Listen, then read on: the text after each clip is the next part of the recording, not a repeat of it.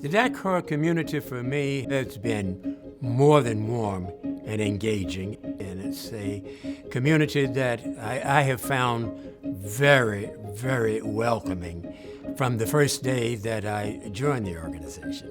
It is a community, but a community of really intelligent people, informed, interesting, with amazing experiences. DACOR's community is an extremely qualified, well-educated, skilled set of individuals from all kinds of backgrounds.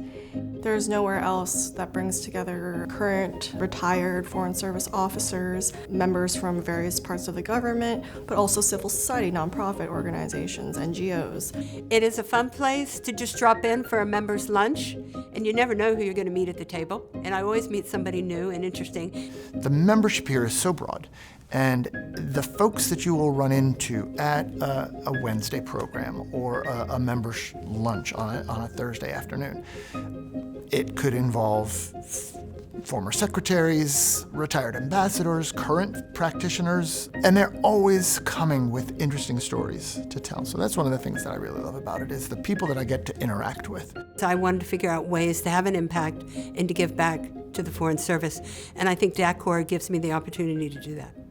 But we give away $250,000 a year in scholarships for young people to study international relations. We mentor undergraduates and graduate students. This house is accessible. Yes, it was a grand house and there were a lot of very wealthy people who lived here. But the events that we hold, both in here and out in our garden, are small enough and personable enough to give people that real sense of accessibility and of participation. And I think that's very special about our organization. My office is right up the street, and I'm able to bring friends from other parts of the foreign affairs community here for member lunches on occasion. It's a great meeting space, and for special occasions held at DACOR. It really just does bring people together in such unexpected ways. I would say all of these events, in addition to what you might just consider the cultural or enjoyment aspect of it, have an educational aspect. So when we do a wine tasting, we have an expert here. And the expert will comment on the region, on the soil, the history of the wines, the owners of the vineyards, and all that. You might say we're always learning and enjoying at the same time, which is not a bad combination. Once you walk into the house, you walk into a house. You don't walk into an office building. You don't walk into a museum. Although it is a museum, but you never get that feeling. We even actually have rooms you can stay in. You can rent a room here in this historic house. You're right smack in the middle of downtown. It's a great place. And then we have also reciprocal arrangements with similar clubs all around the world. Everybody at the Foreign Service knows about DACOR, about its lovely house, its wonderful place to have receptions. Everybody wants to get an invitation to come to DACOR.